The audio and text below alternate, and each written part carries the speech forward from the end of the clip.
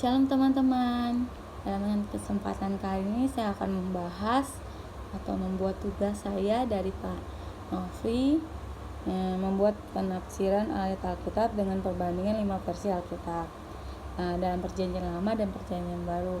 Saya akan mulai dari Perjanjian Lama. Yang pertama saya ambil dari Perjanjian Lama, yaitu kitab Yesaya 7 ayat 14. Dikatakan dalam terjemahan baru, sebab itu Tuhan sendiri yang akan memberikan kepadamu suatu petanda, sesungguhnya seorang perempuan muda mengandung dan akan melahirkan seorang anak laki-laki, dan ia akan menamakan Immanuel.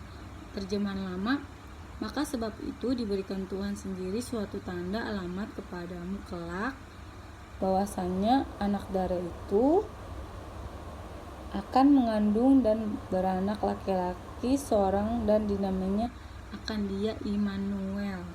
Terjemahan firman Allah yang hidup katakan, baiklah Tuhan sendiri akan memberikan tanda-tanda kepadamu, seorang anak laki-laki akan lahir dari seorang anak darah, dan ia akan disebut Immanuel, artinya Allah berserta kita.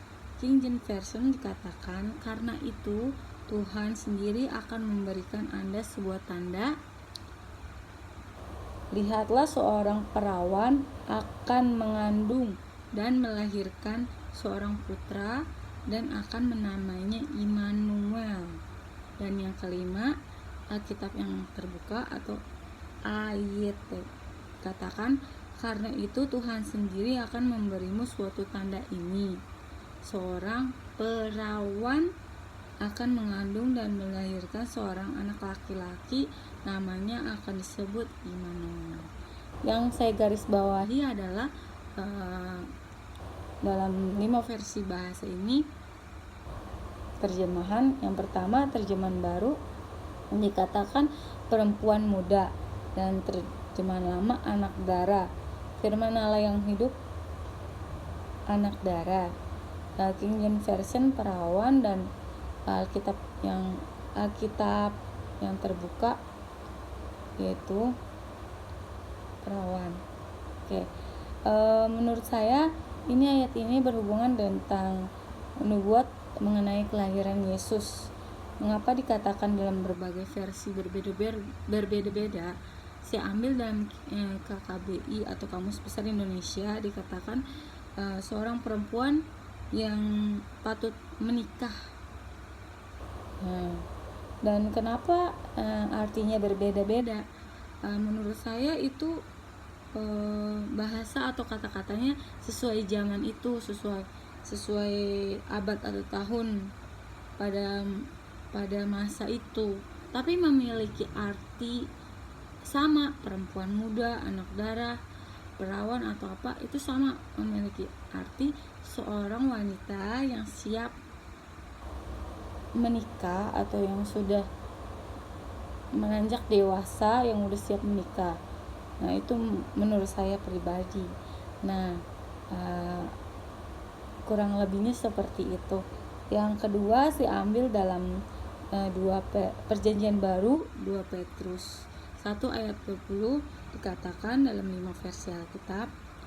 Terjemahan baru yang terutama harus kamu ketahui ialah bahwa nubuat dalam kitab suci tidak boleh ditafsirkan menurut kehendak sendiri. Terjemahan lama, tetapi yang terutama sekali hendaklah kamu ingat perkara ini, yaitu tiada suatu nubuat di dalam Alkitab itu datang daripada akal orang sendiri. Yang ketiga, firman Allah yang hidup, sebab tidak ada suatu nubuat pun dalam Alkitab suci yang dibuat oleh nabinya sendiri. Roh Kudus yang ada di dalam diri hamba Allah itulah yang memberikan firman Allah kepada mereka. Yang keempat, King James Version katakan, mengetahui hal ini terlebih dahulu bahwa tidak ada nubuat tulisan suci yang memiliki interpretasi pribadi. Yang kelima dikatakan, akan tetapi hal terutama yang harus kamu pahami dalam pahami adalah bahwa tidak ada nubuat dalam kitab suci yang berasal dari penafsiran seorang manusia. Nah, yang saya ambil dan saya garis bawahi adalah nubuat-nubuat itu tidak ditafsirkan oleh yang pertama terjemahan baru, kehendak sendiri, yang terjemahan lama akal orang sendiri, firman Allah yang hidup. Kepada mereka King James Version intervensi pribadi, Alkitab yang terbuka seorang manusia.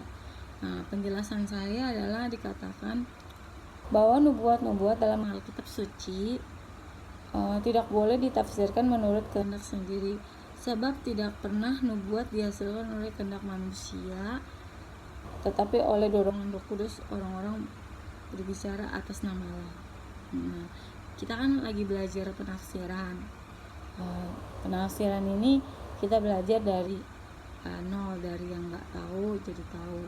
Maka dari itu setiap penafsiran yang kita tafsirkan oleh kehendak Roh Kudus, atau kan kita misalnya melihat dari catatan kaki seseorang,